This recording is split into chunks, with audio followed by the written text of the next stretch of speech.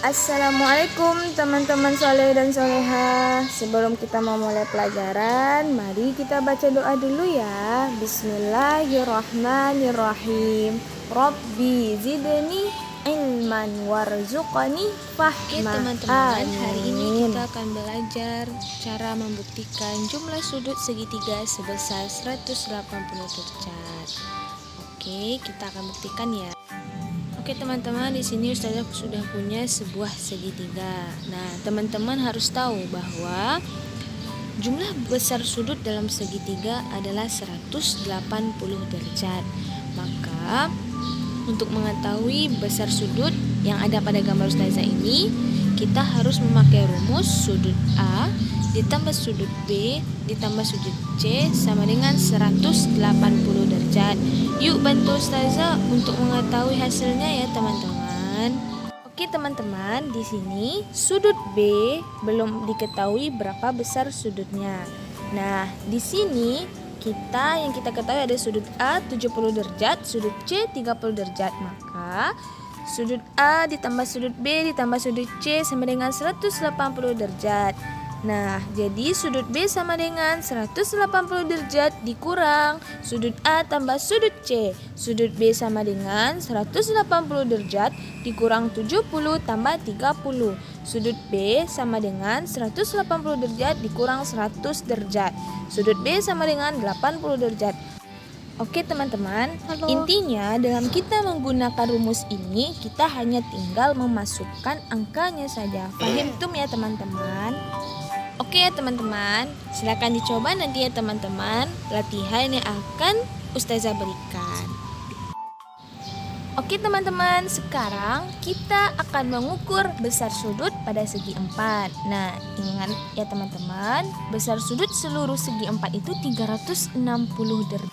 Karena segi 4 itu seperti yang ada di gambar Ustazah ini terdiri dari 2 buah segitiga, makanya 360 derajat. Oke teman-teman, nah sekarang Ustazah mau menjelaskan cara mencari besar sudut pada segi 4. Nah, di sini Ustazah udah punya soal untuk mencari berapakah besar sudut dari D.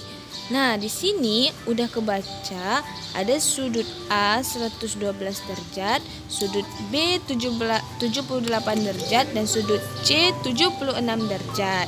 Nah, caranya sama dengan cara mencari segitiga tadi. Kita masukkan ke dalam rumus yang dimana kalau di segi 4 banyak sudutnya ada 4 ya teman-teman. Nah, kita masukin ke dalamnya seperti yang ada di gambar. Dan yang tersisa adalah sudut D.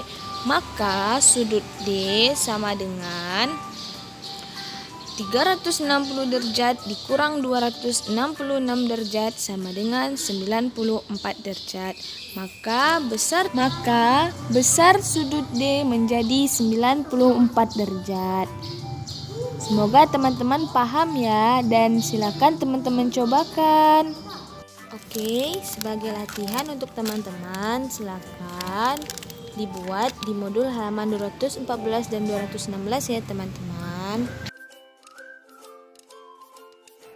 Nah teman-teman, pada pertemuan IPS kali ini kita kembali belajar tentang keragaman di Indonesia. Kali ini kita belajar tentang keragaman wilayah ya teman-teman. Nah, mari kita bahas. Pertama, keragaman wilayah dataran tinggi. Melihat kondisi alam dan iklim yang ada, maka dengan curah hujan yang tinggi maupun suhu yang dingin, pola makan dan cara berpakaian masyarakat di dataran tinggi berbeda dengan masyarakat di dataran rendah teman-teman. Masyarakat dataran tinggi cenderung memilih makanan yang dapat menghangatkan badan.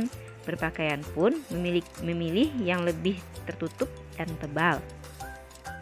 Jenis pekerjaan di dataran tinggi selain petani, ada juga buruh, pedagang hasil bumi, jasa pariwisata, peternak, hingga pengrajin. Potensi bisnis di daerah dataran tinggi cukup beragam loh teman-teman. Ada perkebunan, dan keadaan alamnya yang memikat menjadi magnet untuk pengembangan sektor pariwisata. Selanjutnya, dataran rendah. Dataran rendah merupakan daerah dataran dengan ketinggiannya hampir sama dengan semua areanya teman-teman. Nah, pada dataran rendah ini banyak orang melakukan kegiatannya seperti pertanian, perkebunan, peternakan, hingga industri teman-teman. Bahkan tidak jarang sentra bisnis mudah ditemukan di daerah dataran rendah. Mata pencarian penduduk yang beragam mulai dari berdagang, menjadi pegawai, dan sebagainya banyak dilakukan di daerah dataran rendah. Dalam hal berpakaian, umumnya masyarakat dataran rendah juga memakai pakaian yang lebih tipis teman-teman. Karena suhu udara di dataran rendah lebih sering panas, seperti halnya di daerah pantai. Rumah pun didesain dengan lebih banyak ventilasi untuk menurunkan suhu tinggi dan memakai genting tanah untuk mengatasi rasa panas di dalam rumah. Sementara itu, dataran rendah juga lebih kerap bermasalah dengan banjir teman-teman. Penyebabnya ya karena banyaknya lahan yang diubah menjadi pemukiman, sehingga area resapan air menjadi berkurang drastis teman-teman. Kita lanjut ke wilayah pesisir. Di wilayah pesisir, kebanyakan masyarakatnya banyak berprofesi sebagai nelayan teman-teman. Dan bahkan pusat kota pun banyak didirikan di daerah wilayah pesisir pantai seperti Kota Padang, yang rata-rata kegiatan administratifnya banyak terjadi di wilayah pesisir. Selain karena sektor pariwisatanya, Kota Padang juga menjadikan wilayah pesisir sebagai pusat kota dan pusat sebagai pemerintahan, sehingga banyak kantor dan juga kegiatan-kegiatan pusat kota berada di wilayah pesisir di Kota Padang. Pada umumnya, wilayah pesisir atau pantai cenderung pekerjaan yang dilakukan oleh masyarakatnya adalah nelayan lepas pantai teman-teman.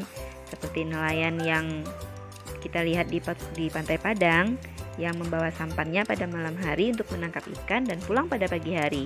Atau nelayan yang melo puke teman-teman, menarik jala untuk mendapatkan ikan pada pagi hari. Ada juga petani garam, ada petani rumput laut, ada nelayan tambak, kemudian ada juga pekerja restoran. Karena daerah wilayah pesisir adalah banyak menjadi kawasan pantai wisata. Ada juga pekerja-pekerja hotel teman-teman, atau tempat penginapan-penginapan yang berada di pinggir pantai. Demikian pembelajaran kita hari ini. Semoga antum semua bisa memperoleh manfaat dari materi hari ini ya. Dan jangan lupa untuk selalu melakukan amalan di rumahnya. Jangan lupa untuk mengerjakan tugas-tugasnya, dikirim ya ke wali kelasnya masing-masing.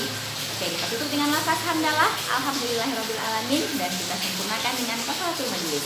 Subhanakallahumma wa bihamdika asyhadu an la ilaha illa anta astaghfiruka wa atubu ilaik. Baik teman-teman, sampai bertemu kembali di pembelajaran selanjutnya. Assalamualaikum warahmatullahi wabarakatuh.